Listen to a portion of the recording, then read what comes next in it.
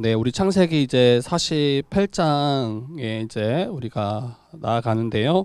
47장은 이 고센 땅에 이스라엘이 야곱과 그의 자손들이 거하게 되는, 그래서 애굽 그 중심부가 아니라 애굽에서 좀 떨어진 그 땅에서 왜 거주하게 되었는지 좀 살폈었죠. 그래서 그들의 생업을 그대로 유지하고 애굽 사람들과 구별되었던, 그래서 하나님의 언약 백성임을 그들이 잊지 않는 것이, 자기의 정체성을 지키는 것이 너무 중요하다라고 이야기했습니다.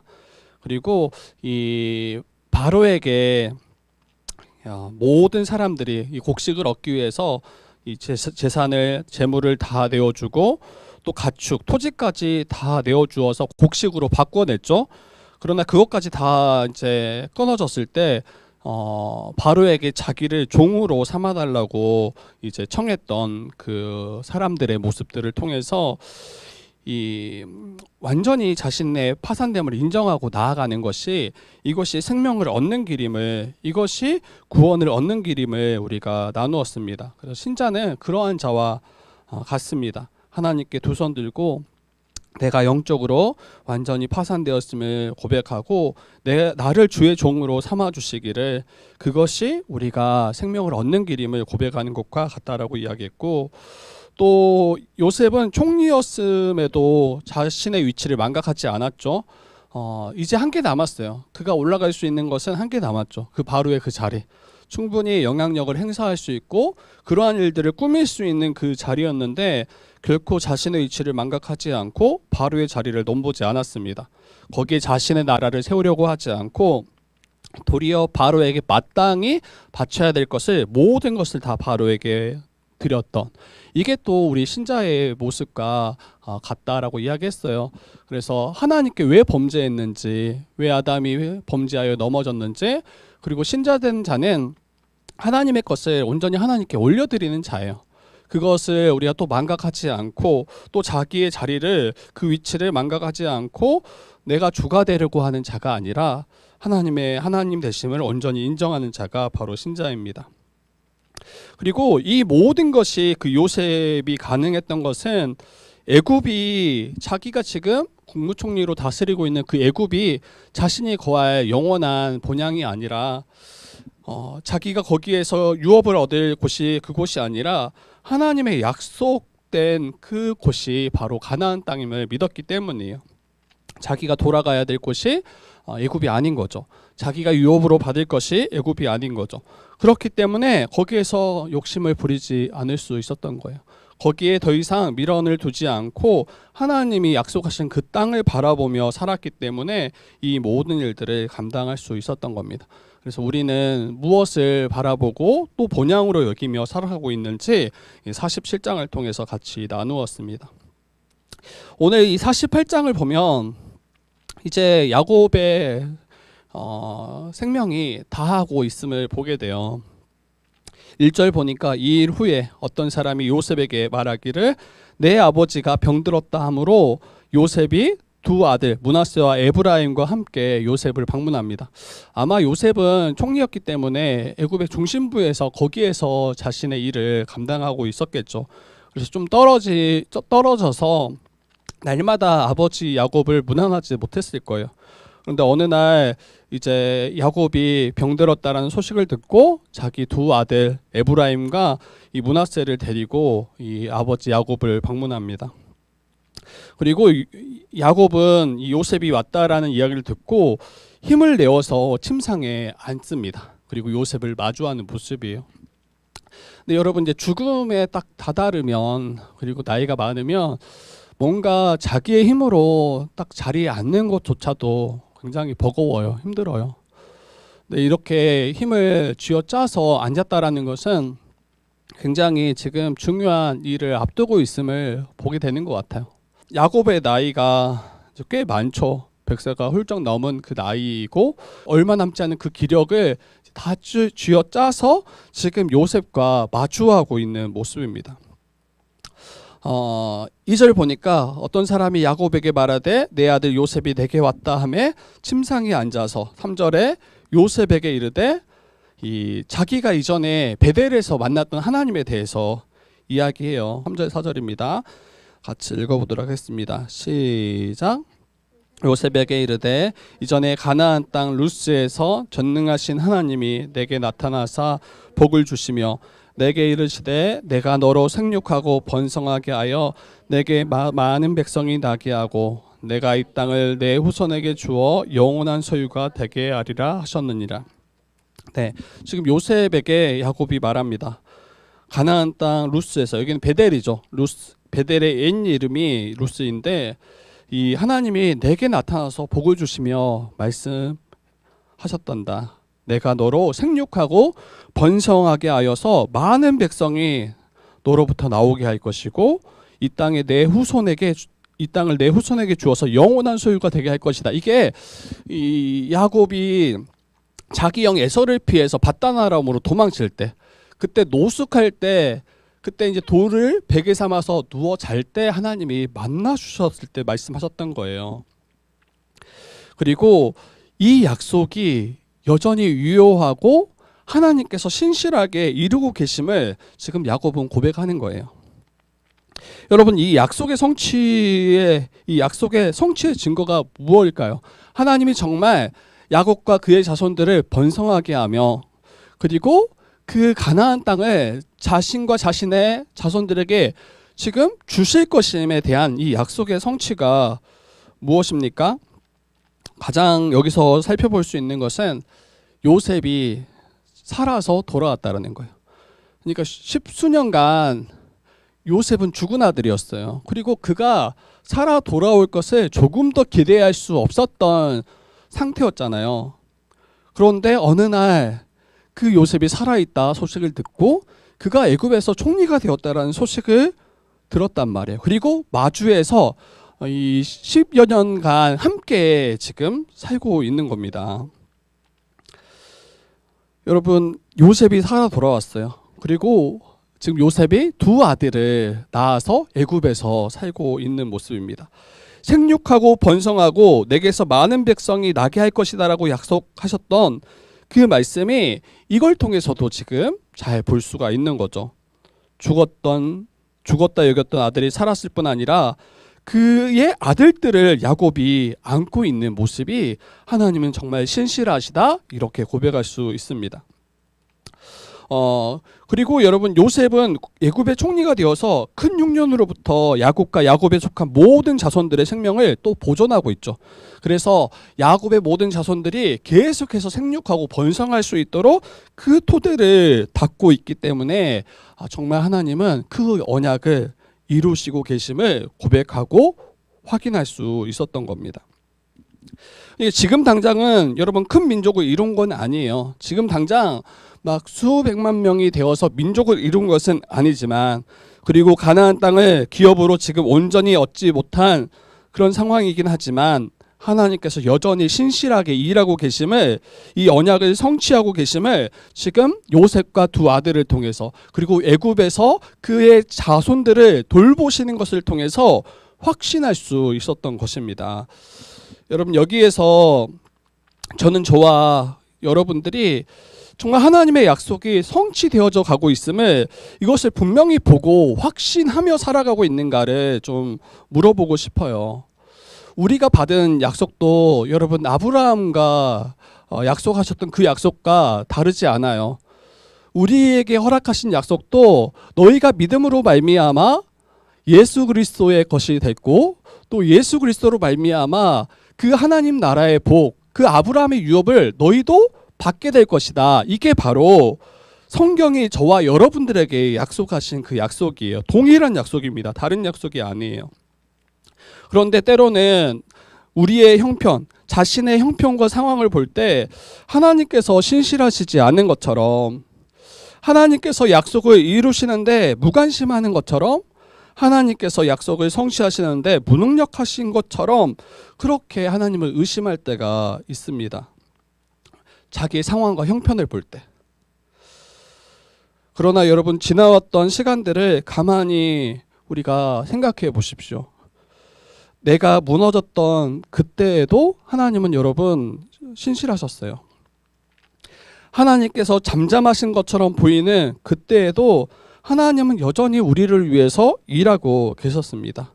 그리고 그 일들을 통해서 우리를 단련하시고 또 그의 약속을 성취해 가고 계셨음을 요셉의 인생을 통해서도 우리가, 또 야곱의 인생을 통해서도 우리가 살피지만 저와 여러분들의 인생을 통해서도 이와 같이 고백할 수 있어야 됩니다. 저는 주의 뜻 교회가 세워지는 과정도, 또 저와 여러분들이 한 명의 그런 신자로 세워지는 과정도 동일하다라고 생각돼요. 전에도 이야기했지만 우리 주의 뜻 교회가 세워지면 그냥 그때부터 밝히 하나님의 나라가 다 임하고 또 하나님의 영광이 바라고 이렇게 속히 보게 될 것을 혹시 기대했을 수도 있어요. 그러나 우리의 현재를 보면 너무 더뎌 보이고 또 하나님이 정말 우리 가운데 함께 계시는지, 정말 우리를 인도하시는 것이 맞는지 이렇게 의심할 때도 있습니다. 그런데 다시 한번 돌아보세요. 때로는 교회적으로 고민되고 어렵게 느꼈던 그 모든 일을 통해서 저와 여러분들을 빚어가시고 또 우리 주의 뜻 교회를 하나님의 영광이 온전히 임하는 그러한 곳으로 하나님이 사용하시고 또 바꾸시고 성장케 하시는 과정이었다라는 것을 저는 이건 정말 믿는 것 같아요. 제가 목회해왔던 그 시간들을 돌아봐도 여전히 너무 부족해요. 실제로 저를 볼 때. 그러나 이러한 저를 포기하지 않으시고 계속해서 붙잡아 주시고 이끌어 가시는 그 하나님이 정말 살아계시구나, 정말 신실하시구나 충분히 고백할 수 있습니다.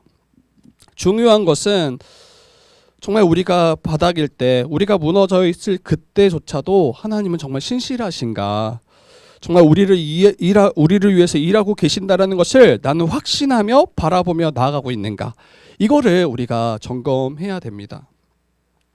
여러분, 아직 그 하나님의 일하심을 보지 못하시는 분이 혹 있더라면 여러분 인내하셨으면 좋겠어요. 그리고 이미 다 보여주셨어요. 저는 저희 교회가 이 자리에서 3년 넘게 있다라는 것도 놀랍다라고 생각해요. 그리고 장소가 없음에도 불구하고 각 가정에서 우리 가정을 오픈하고 또 그곳에서 우리 지체들이 사랑으로 섬기는 것만으로 봐도 하나님이 너무 놀랍다, 이런 생각이 들어요. 우리 애가 도무지 헌신할 수 없었던, 도리어 어찌 보면 우리 모두가 다 자기 자신만을 위해서 살았던 존재잖아요. 그런데 아무렇지 않게 가정을 오픈하고, 그 굉장히 번거로운 일입니다. 여러분 다 아시겠지만 굉장히 버거운 일이기도 하고, 때로는 너무 막 피곤할 때 집은 난리죠, 여러분. 근데 그때 이거 치워야 되나 막 이런 생각이 들 때가 한두 번도 아니에요. 물론 여러분 약간 안 치워도 돼요. 약간 너무 많이 안 치우면 안 되고 약간 안 치워도 돼요. 너무 깨끗하지 않아도 돼요. 근데 저는 너무 감사한 게 이렇게 지체들이 이렇게 수고하고 헌신하는 것이 정말 하나님의 언약을 믿고 서로를 한 몸으로 또 한 가족으로 믿고 있기 때문에 우리가 자라가는 모습이라고 생각해요. 그리고 도리어 이 장소가 없음을 통해서 교회가 무엇인지 더 보게 되는 시간인 것 같아요. 물론 계속 없으면 안 될 것 같아요. 계속 없으면 안 될 것 같은데, 그럼에도 불구하고 이때가 하나님이 더 저희를 사랑으로 묶는 그런 때라고 생각이 됩니다. 그리고 우리 안에 저는 문제가 없을 수 없다고 생각해요. 우리가 뭔데 문제가 없나요? 너무 문제가 많은 사람들이잖아요. 근데 그걸 통해서 서로가 서로를 또 깨어지게 하고 또 다듬어져 가게 하고 더 주님의 사랑을 알아가게 하는 그 과정이 저는 서로를 통해서 이렇게 빚어가는 것 같아요. 여러분 정말 가족이면 여러분 못 볼 걸 보게 되는 것 같아요. 더 자주 만나잖아요. 이렇게 일주일에 한 번 이상씩 만나는 그룹이 직장 말고는 없잖아요. 우리 가족, 실제 가족 말고는. 근데 이걸 통해서 계속 빚어져 가게 하시고 또 우리를 정말 주님 닮도록 또 정말 성경적인 교회로 빚어져 가고 지어져 가는 하나님의 섭리임을 고백하게 됩니다. 그래서 여러분 각 개인도 마찬가지예요. 우리에게 버겁고 어려운 일들을 마주할 때가 있어요. 근데 그때도 하나님이 여전히 신실하시다라는 것을 우리가 정말 확신하고 나아갔으면 좋겠어요. 그러면 괜찮아요.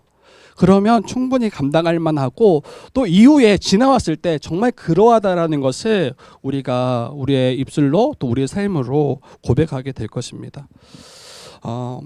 여러분 그렇기 때문에 아직 보이지 않는 분이라면 그 하나님의 선하신 손길을 인내하셨으면 좋겠어요. 하나님께서는 우리가 마주한 그 고난 뒤에서 우리를 지금도 신실하게 돌보시고 지키시고 그 약속을 성취해 가심을 우리가 신뢰하면서 나아갔으면 좋겠습니다. 두 번째로는 야곱은 요셉이 애굽으로 와서 낳은 두 아들 그 에브라임과 므낫세 그 둘에 대해서 이야기를 합니다. 5절 6절인데요. 한번 같이 읽어볼까요? 5절 6절입니다. 같이 읽어보겠습니다. 시작. 내가 애굽으로 와서 내게 이르기 전에 애굽에서 내가 낳은 두 아들 에브라임과 므낫세는 내 것이라 르우벤과 시므온처럼 내 것이 될 것이요 이들 후에 내 소생은 내 것이 될 것이며 그들의 유산은 그들의 형의 이름으로 함께 받으리라. 지금 이게 무슨 말이냐면 야곱이 이 요셉의 두 아들을 자기의 아들 삼겠다라고 말하는 거예요. 요셉이 애굽에서 낳았던 그 두 아들 에브라임과 므낫세를 양자 삼겠다. 그리고 5절 후반부에 보니까 이 두 사람, 이 에브라임과 므낫세를 르우벤과 시므온처럼 내 것이 될 것이다라고 이야기해요. 첫째 둘째예요. 첫째 둘째처럼 그를 삼겠다라고 이야기하는 거예요. 그리고 이들 후에, 그러니까 이 에브라임과 므낫세 이후에 낳은 소생은 너의 것이 될 것이다, 요셉에게. 그리고 그들의 유산은 그들의 형의 이름으로 함께 받으리라. 이거 다른 번역본 보니까 요셉의 다른 형제들과 같이 이 두 아들 므낫세와 에브라임이 다른 형제들과 같이 야곱의 유업을 잇게 될 것이다라고 지금 이야기하는 거예요. 여러분 지금 이 에브라임과 므낫세의 아버지가 요셉이에요. 그리고 지금 요셉이 생존해 있어요. 그러니까 굳이 다른 아버지가 필요가 없어요. 그리고 아버지가 굉장히 잘 나가는 분이에요. 어찌 보면 야곱보다 훨씬 더 큰 부와 명예와 또 부귀 영화를 지금 소유하고 있는 자이기 때문에 굳이 야곱 밑으로 야곱의 양자 되어서 아들 될 필요가 없는 것 같아요. 야곱으로부터 기업을 잇지 않아도 아버지 요셉으로부터 막대한 유업을 이을 수 있는 위치입니다. 그리고 요셉은 이걸 충분히 알 거예요. 그래서 아버지 야곱에게 약간 제가 아버지보다 더 이제는 합니다. 아버지가 챙기지 않아도 충분합니다. 넣어두십시오 라고 말할 법한데 그렇게 반응하지 않고 아버지 야곱의 말을 따라서 두 아들을 야곱의 양자 삼게 합니다. 요셉은 또 야곱은 왜 지금 요셉의 두 아들을 양자 삼고 있는지 삼으려 하는지 이것을 한번 좀 주목해야 될 것 같습니다. 지난주에도 언급했지만 야곱과 요셉은 둘 다 애굽을 자신의 영원한 거할, 자신이 영원히 거할 본향으로 지금 여기지 않고 있어요. 애굽은 잠시 거쳐가는 곳이에요. 그렇기 때문에 자신들의 자손들에게 물려줄 유업은 애굽 땅이 아니에요. 지금 요셉이 가지고 있는 모든 것은 다 애굽에 있는 것들이잖아요. 근데 그것이 자기 자손들에게 주어질 또 이어질 있게 할 유업이 아님을 지금 야곱도 요셉도 분명히 알고 있는 거예요. 만약에 애굽을 자신의 영원히 거할 본향으로 여겼더라면 또 그가 물려줄 유업을 애굽으로 여겼더라면 여러분 요셉은 두 아들을 이 야곱의 양자로 내어줄 필요가 없는 거죠. 그러나 요셉은 자신과 자신의 후손들이 받아야 될 유업이 애굽 땅이 아니라 하나님께서 약속하신 가나안 땅으로 온전히 알고 믿고 여겼기 때문에 야곱의 아들 되어서 기업을 얻는 것이 굉장히 큰 복이다라고 생각했던 거예요. 므낫세와 에브라임은 여러분 애굽 2세대예요. 그러니까 가나안 땅을 한 번도 보지 못하고 밟지 않았던 애굽 2세대들입니다. 그가 자란 곳이 애굽이에요. 그가 태어난 곳도 애굽이에요. 그렇기 때문에 그들의 고향이, 그들의 본향은 애굽이라고 충분히 여길 만한데, 야곱과 요셉은 그 두 아들에게 너희의 본향은 이곳이 아니다라고 다시 한번, 또 너희가 이을 기업도 유업도 이 땅이 아니라 이 가나안 땅임을 분명하게 보여주는 것이죠. 한 가지 좀 더 생각해 봐야 될 것은, 여러분, 요셉은 야곱의 아들이기 때문에 요셉이 야곱의 유업을 얻어서 요셉을 통해서 그 유업이 이어져 간다면 굳이 양자 삼을 필요가 없어요. 이게 이해되세요? 약간 좀 복잡한 것 같긴 한데, 야곱이 할아버지잖아요. 그리고 요셉이 아들이잖아요. 그러면 야곱이 죽음을 당할 때 그 유업이 이어져 갈 때 요셉에게도 그의 몫이 주어질 거란 말이에요. 그리고 요셉은 그의 아들들에게 그 유업을 다시 이어줄 수 있는, 물려줄 수 있는 그런 관계잖아요. 그런데 왜 요셉을 건너뛰고 야곱이 이 두 아들을, 요셉의 두 아들을 양자 삼았냐는 거예요. 이것도 한 가지 좀 살펴야 되는데, 여러분, 이걸 통해서 잘 드러나는 것은 뭐냐면, 야곱은 요셉을 그 12아들 중에 장자로 여기고 실제적인 장자로 삼는 모습입니다. 이게 무슨 말이냐면, 여러분, 12지파로 우리가 이제 이야기할 때 12지파가 하나님의 백성이잖아요. 그것을 상징하는데, 12지파로 이야기할 때 여러분 레위지파가 일반적으로 빠집니다. 르우벤, 시므온, 레위, 유다, 이렇게 이어져가는 12아들들이 있는데, 여기에서 이 레위지파가 빠져요. 이게 무엇을 통해 지금 드러나냐면, 나중에 출애굽해서 가나안 땅으로 다 도착해서 땅을 분배하잖아요. 그때 12개의 땅으로, 구역으로 나눠서 땅을 분배하는데, 그때 레위가 빠져요. 왜냐하면 레위는 하나님의 것이기 때문이에요. 그러니까 본래 장자가 태어나면, 약간 복잡해지긴 하는데 그냥 여러분 들어보세요. 여러분, 장자가 태어나면 장자는 누구의 것이라고 이야기하냐면 하나님의 것이라고 해요. 그리고 하나님을 위해서 섬기도록 바쳐야 되는 존재가 장자예요. 그러나 장자를 다 바칠 수 없잖아요. 그래서 대신 바쳐진 존재가 레위지파예요. 레위지파는 다 하나님의 소유되고, 하나님을 위해서 또 하나님의 그 제사와 섬김, 또 그 말씀을 가르치는 그 직분을 받은 지파가 레위지파예요. 그래서 따로 땅을 분배받지 않고 그 12지파, 다른 11지파가 분배받았던 그 땅에서 성읍을 얻어서 거기에서 어찌 보면 빌부터 살아가는 그런 이들이 레위지파입니다. 그래서 레위는 땅을 분배받지 못했어요. 그러면 12개로 분배했다고 했잖아요. 누가 들어가냐면 요셉도 빠지고 에브라임과 므낫세가 그 자리에 들어가요. 에브라임과 므낫세. 그래서 12지파가 돼요. 이 나중에 요한계시록으로 가면 약간 좀 더 복잡해요. 근데 그것은 다음에 이야기 드리고, 지금 12지파라고 할 때 보통은 야곱의 12아들이라고 생각하는데, 거기에 레위지파가 빠져 있고, 하나님의 소유이기 때문에, 물론 하나님의 거룩한 백성은 맞습니다. 빠졌다라고 하니까 마치 구원에 이탈한 것처럼 그렇게 여기지 마시고, 그런데 그 레위와 요셉이 그 빠진 그 자리에 므낫세와 에브라임이 야곱의 아들들로 참여해서 그 땅을 분배해요. 그래서 이스라엘의 지도를 보면 므낫세 지파와 에브라임 지파가 딱 자리를 차지해서 자기 몫의 땅을 분배받아요. 그리고 이후에 에브라임이 굉장히 큰 땅을 또 분배받습니다. 근데 이게 다 이 48장을 근거해서 이루어진 일이에요. 요셉의 두 아들이죠. 근데 요셉의 두 아들이 그 한 지파가 되어서 두 몫을 받는 거예요. 두 몫. 요셉이 본래 한 몫을 받아야 되는데, 요셉의 두 아들을 양자 삼아서 에브라임과 므낫세에게 두 몫을 줌으로 요셉이 이 12아들 중에 장자임을 이렇게 나타내고 표시하는 거죠.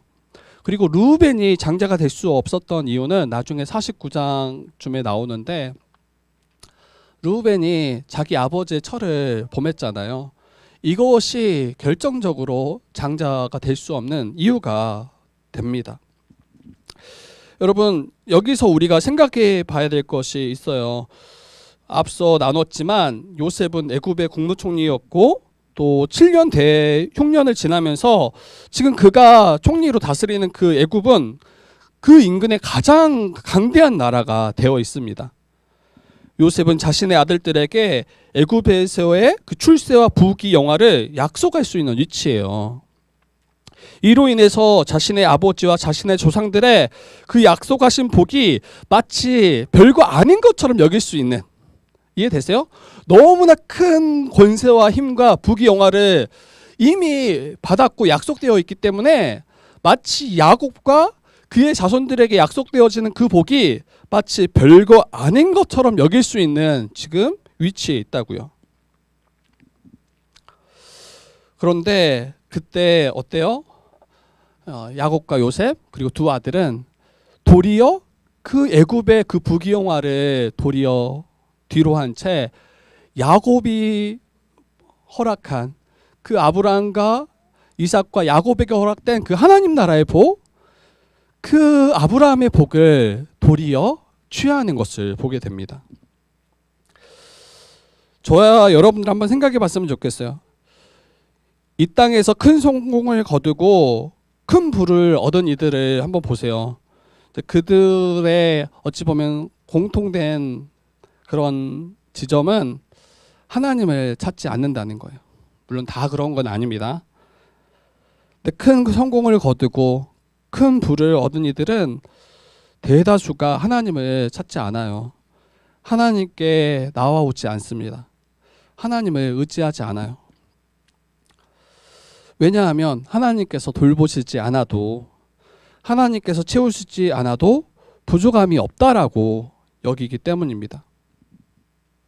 자기에게 허락되어진 이미 주어진 것으로 족하기 때문에 하나님의 나라를 소망하지 않는 것처럼 보여요. 도리어 그것이 우리가 하나님 나라를 보지 못하고 그 하나님 나라에 나아가지 못하도록 막는 길이기도 합니다. 그 부자 청년을 보세요. 그렇게 율법에 정통하고 또 하나님의 뜻을 따라서 열심히 순종했던 이가 부자 청년이었잖아요. 그리고 예수님도 그를 흡족하게 여기셨어요. 그러나 한 가지 부족한 게 있다라고 했죠. 너의 모든 소유를 가난한 자들을 위해서 나누어 주고 나를 따르라, 이렇게 이야기했을 때 여러분 근심하면서 주님을 떠나갑니다. 그러니까 여러분 오늘 말씀도 마찬가지예요. 이 세상에 어찌 보면 물질적이고 또 육체적이고 세속적인 그 복이 우리가 정말 이것을 더 크게 여기고 이것을 더 우리가 욕망한다라면 이것으로 인해서 도리어 하나님의 나라를 작게 여기고 가치 없게 여기고 그 나라에 나아갈 그 길이 열렸음에도 불구하고 도리어 그 길을 회피하며 떠나가는 것을 마주할 수 있는 거예요. 우리가 육적으로 또 영적으로 부할 때 하나님께서 그의 조상들에게 약속하신 복이 참된 복임을 나는 믿고 있는가? 그것을 가장 귀하게 여기며 이 세상의 그 어떤 것보다 더 이것을 크게 여기는가? 이것을 한번 우리 자신이 질문해 봐야 됩니다. 아브라함과 이삭과 야곱에게 약속되어졌던 복은 생육하고 번성해서 하나님이 약속하신 그 땅으로 돌아와서 유업을 잇는 거예요. 그리고 그것을 참된 복으로 여기고 실제적인 복임을 믿고 그것을 소망하며 살아가는 자가 지금 요셉, 또 야곱, 또 요셉의 두 아들입니다. 애굽에서의 부귀 영화보다 요셉의 아들로서의 지위보다 야곱의 아들 되어서 하나님의 나라를 유업을 얻는 것을 기뻐하는 자들이 지금 이 야곱과 요셉 또 두 아들인 거죠. 저는 다시 한번 저와 여러분들에게 질문했으면 좋겠어요. 우리에게 주어진 그 하나님 나라의 복, 아브라함과 이삭과 야곱에게 허락되어진 그 복이 정말 놀랍고 또 우리가 소망해야 될 그 참된 복인지 우리는 믿고 있는가? 세상의 부귀 영화만을 혹시 복으로 여기면서 그것만을 구하며 살아가고 있지는 않은가? 이것을 우리가 다시 점검해 봅시다. 예수 그리스도로 말미암아 여러분 아브라함의 복이 우리에게 주어졌어요. 예수를 믿음으로 말미암아 아브라함의 자손 되었다라고 성경은 이야기해요. 그래서 하나님의 나라가 이미 우리에게 주어졌을 뿐 아니라 주님 다시 오실 때 그 나라를 유업으로 받을 것이다라고 성경은 우리에게 약속합니다. 이것이 주어졌다라고 말함에도 불구하고 이 세상의 물질 또 육체적인 복만을 얻어야 된다라고 그렇게 여기며 살아간다라면, 그리고 이것이 없으면 마치 복을 받지 못했다라고 여기며 살아가고 있더라면, 여러분 이거는 신자가 걸어가는 그 길과 여러분 좀 다른 길이 될 수 있는 것 같아요. 물론 여러분 성경에서 몇몇 이 하나님의 사람들이 엄청난 그 복들을 누려요. 육체적이고 가시적인 그 복들을 실제로 누렸습니다. 그리고 하나님의 백성들이 누리게 될 복에 대해서 설명하는 거죠. 그러나 이것은 그림자예요. 이게 실체가 아니에요. 그게 실체가 아니라 그것이 전부도 아니고 그게 실제가 아닙니다. 실제는 무엇이냐면 바로 아브라함에게 약속하셨던 그 하나님 나라, 그리고 아담이 범죄함으로 말미암아 잃어버렸던 그 하나님 나라가 이 성경이 말하는 모든 복의 실제고 핵심인 거예요. 이것을 보여주기 위해서 때로는 가시적으로 물질, 또 때로는 건강, 또 병에서 나음, 이런 것들을 우리에게 나타내 보여주는 그림자인 거죠. 신약에서도 마찬가지예요. 신약에서 예수 그리스도를 믿음으로 아브라함의 참 자손이 되었다라고 이야기할 때 우리는 하나님 나라의 유업을 이었다라고 이야기하는 거예요. 갈라디아서 3장 7절에 그런즉 믿음으로 말미암은 자들은 아브라함의 자손인 줄 알지어다. 믿음으로 말미암아 아브라함의 자손인 줄 알지어다, 이렇게 이야기하고, 갈라디아서 3장 29절에 너희가 그리스도의 것이면 곧 아브라함의 자손이요 약속대로 유업을 이을지 아니라, 이렇게 이야기해요. 삭개오가 자기를 위해서 또 이 물질을 위해서 살았던 존재잖아요. 그러나 예수 그리스도를 만나고 나서 그 아브라함의 복을 받을 존재가 되었을 때 어떻게 반응합니까? 가장 귀하게 여겼던 모든 것을 가난한 자들에게 다 나눠줘요. 그리고 이전에 자기가 속여서 뺏었던 것들이 있더라면 4배를 그들에게 갚아주는 것을 보게 됩니다. 왜 이게 가능하냐면 삭개오는 이전에 자기가 사랑하고 축적했던 그 물질이 참된 복이 아님을 알았기 때문이에요. 예수 그리스도가 가져오신 그 아브라함의 그 복, 하나님 나라가 참된 복임을 온전히 믿었기 때문입니다. 또 한 가지 저와 여러분들에게 말하고 싶은 것은, 아브라함의 인생을 보면 우리는 이제 거부되었다, 요거에 초점을 맞출 때가 있어요. 그 많은 사건들을 다 뒤로 한 채 아브라함의 인생을 보면서 우리는 아브라함 거부된 거 아닙니까? 예수 믿고 하나님 믿어서 복 받은 거 아닙니까? 이렇게 초점을 맞출 때가 있어요. 그리고 그 복을 구할 수 있어요. 저는 뭐 괜찮다고 생각해요. 그런데 아브라함이 이전에 살아왔던 그 삶에 대해서는 잘 생각하지 않죠. 하나님께서 갈대아 우르에서 부르실 때 그는 믿음으로 고향과 친척과 아비의 집을 떠났어요. 갈 바를 알지 못할 그때. 그리고 하나님께서 가라 하신 곳으로 떠났단 말이에요. 그리고 가진 재산이 많음으로 조카 롯과 그 친자식처럼 여겼던 그 조카 롯과 갈라져야 했죠. 그리고 여종을 통해서 얻은 그 아들로 인해서 자신의 아내 사레가 이 여종에게 무시당하는 일도 있었고, 그리고 100세까지 여러분 아들을 얻지 못했어요. 겨우 얻었죠. 겨우 은혜로. 그리고 눈에 넣어도 아프지 않은 그 아들을 하나님께서 번제로 바치라고 명했죠. 이 시험을 당했죠. 여러분 다른 거는 다 구하지 않은데, 그런데 우리는 거부되기를 구하죠. 요셉도 마찬가지예요. 요셉과 같이 크게 높임받고 크게 쓰임받기를 구해요. 출세하고 높아지기를 구한단 말이에요. 근데 요셉이 총리이 되기까지의 과정을 생각해 보세요. 그거 구하는 분 한 분도 없잖아요. 그거 구하는 거 한 명도 없잖아요. 정말 형제들에게 시기당하고 미움당하고 죽이려고 구덩이에 던짐받은 요셉. 애굽의 종으로 팔려갔던 요셉. 보디발 장군의 집에서 가정총무로 인정받았는데 거기에서 누명 씌고 감옥에 갇혔던 요셉. 그런데 그러한 삶은 전혀 우리가 보지 않은 채 이 큰 성공만을 구하는 우리를 보게 됩니다. 저는 이 모든 과정이 요셉이 형들에게 시기당하고 미움당하고 또 팔려가고 감옥에 갇히고 또 국무총리가 됐던 그 모든 과정이 다 하나님께서 우리에게 복을 주시기 위한 과정이었다라는 것을 우리가 신뢰해야 돼요. 이해되세요? 이 모든 과정이 우리가 때로 어려운 가운데 신음할 때, 고난 가운데 어려움 당할 때 그 과정조차도 하나님이 우리를 위해서 복 주시기 위한 과정이었다라는 것을, 우리를 높이시기 위한 과정이었다라는 것을, 이것을 믿어야 돼요.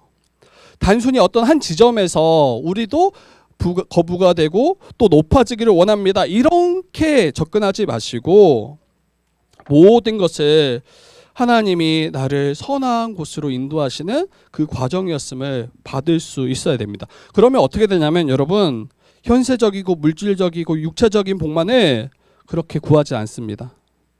세상에서 출세하고 부유한 것만을 우리가 만족하지 않고, 출세해도 또 부유해도 그때 주를 위해서 살아갈 수 있는 거죠. 그것을 가지고. 그러면 가난하면 여러분 어때요? 가난할 때도 그 하나님의 신실하심과 일하심을 신뢰하는 거죠.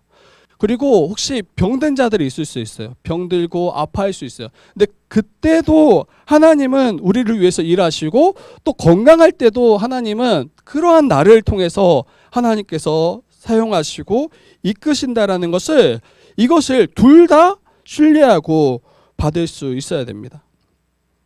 제가 이야기 드리고 싶은 것은 아브라함과 이삭과 야곱에게 약속하셨던 그 복을 우리가 잘 이해한다면, 그러니까 성경이 말하는 그 복을 잘 이해한다면, 그 아브라함의 복이 가장 귀하고 또 가장 우리에게 만족해 하는 복임을 우리가 믿는다면, 우리의 처한 상황과 환경을 뛰어넘어서 모든 때에 하나님을 신뢰하고 그 하나님의 말씀을 따라 우리가 순종하며 나아갈 수 있다라는 것을 말하고 싶은 거예요.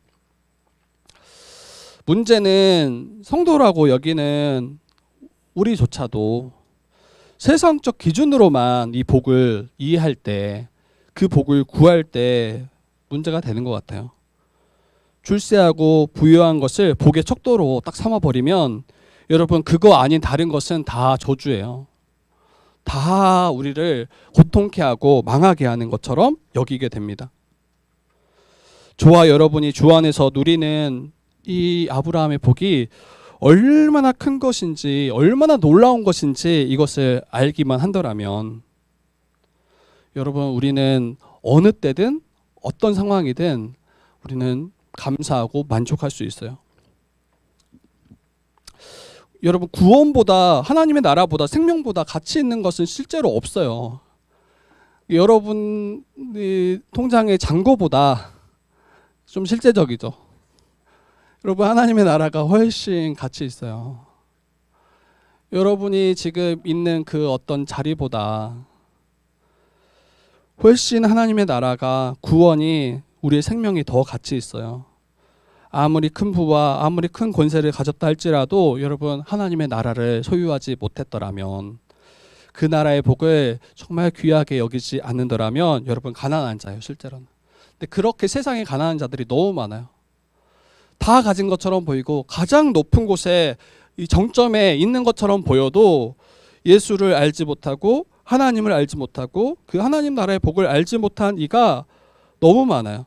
그러한 자들은 가난한 자요 또 실패한 자임을 우리가 기억해야 되고, 혹시 아무리 가난하다 할지라도 또 아무리 지위가 낮다 할지라도 예수의 이름을 믿음으로 아브라함의 복을 얻은 자는 여러분 참된 부요를 가진 자요 참된 성공을 가진 자임을 우리가 믿어야 됩니다. 그때 우리는 하나님께서 우리를 어느 곳으로 이끄시든 우리는 신뢰함으로 나아갈 수 있습니다. 여러분 성경은 요셉이 종으로 팔려와 있었던 그때 형통하다고 이야기했어요. 요셉이 누명을 쓰고 감옥에 갇혔었던 그때 형통하다고 이야기했다고요. 내 인생의 바닥에 있을 그때 형통하다 말할 수 있는가? 형통하다. 그리고 하나님께서 요셉과 함께 하셨기 때문에 이 형통은 여러분 가능한 겁니다. 왜 거기에 그대로 버려두시지 않을 거기 때문에 반드시 우리를 높이시고 그 하나님의 영광 가운데 거하게 하실 것이기 때문에 그리고 하나님은 한순간도 나를 떠나지 않고 지키시며 돌보시며 이끄시기 때문에 그리고 반드시 이 하나님의 언약을 이루실 것이기 때문에 여러분 신자는 형통한 자요 신자는 복받은 자입니다. 그럼에도 불구하고 혹시 저는 가시적으로 보여줘야만 믿겠습니다. 이런 분 혹 있더라면 여러분 교회를 보세요. 다른 거 보여줄 게 없어요. 교회를 보세요. 교회를. 예수 안에서 한 몸으로 연합된 교회 또 한 가족된 교회 저는 교회 말고는 여러분들에게 보여줄 게 없어요. 마치 많은 표적과 기사를 요청했던 바리새인 그때 예수님이 말하잖아요. 요나의 표적 외에는 보여줄 게 없다. 다른 거 보여줘도 안 믿는다니까요. 여러분 얼마 정도 재산을 쌓아야 하나님이 살아계심을 믿을 거예요? 한 10억? 하나님은 살아계십니다. 막 하나님은 내게 복을 주시는 분이십니다. 절대 그렇지 않아요. 10억으로 요즘 만족할 자가 없어요. 우리는 그것도 없지만 1억도 없지만 10억으로 만족할 자가 없다니까요. 요즘은 100억이 너무 우습게 느껴지는 시대인 것 같아요. 막 인터넷 보면 뭐 100억, 막 몇백억 뭐 이런 이야기가 아무렇지 않게 이야기 되고 그냥 우리 주변에 그런 분들이 꽤 많은 것처럼 느껴져요. 여러분 그걸로 결코 우리가 만족할 수 없고 그것이 참된 우리의 복이 아님을 우리가 잊지 않았으면 좋겠습니다. 저는 교회밖에 진짜 보여줄 게 없어요. 교회밖에 보여줄 게 없고 성경은 이 교회를 만물을 충만케 하시는 충만이 이 교회 가운데 있다라고 이야기하고 그건 그리스도의 충만이라고 이야기합니다. 그래서 교회를 통해서 여러분들이 이 충만을 누리시고 경험하시고 또 이것을 통해서 하나님 나라를 계속 소망하며 나아가는 저와 여러분들 됐으면 좋겠어요. 여러분 야곱은 요셉의 아들들을 보고 이들이 누구인지 묻습니다. 이들이 누구인지. 근데 그때 요셉이 자신의 두 아들임을 아래요. 그리고 야곱은 그들을 내 앞으로 데려오라고 명하고 그들을 축복할 것임을 이야기합니다. 근데 여기서 보면 좀 짧게 이야기하면 요셉은 차자가 에브라임이에요. 둘째 아들이 에브라임인데 이 둘째 아들 에브라임을 야곱의 왼손 앞에 데려다 놔요. 그리고 이 첫째 아들 므낫세를 야곱의 오른손 앞에 데려다 놓는단 말이에요. 이제 머리에 두 손을 얹고 한 손씩 얹고 축복해 주기를 이제 구하는 모습인데 여러분 야곱이 갑자기 느닷없이 손을 엇바꿔서 축복해요. 좀 이상하죠. 그냥 편하게 앞에 이렇게 축복하면 되는데 두 손을 엇바꿔서 왼손을 므낫세에게 오른손을 에브라임에게 축복하는데 여러분 오른손은 여러분 항상 권능을 상징해요.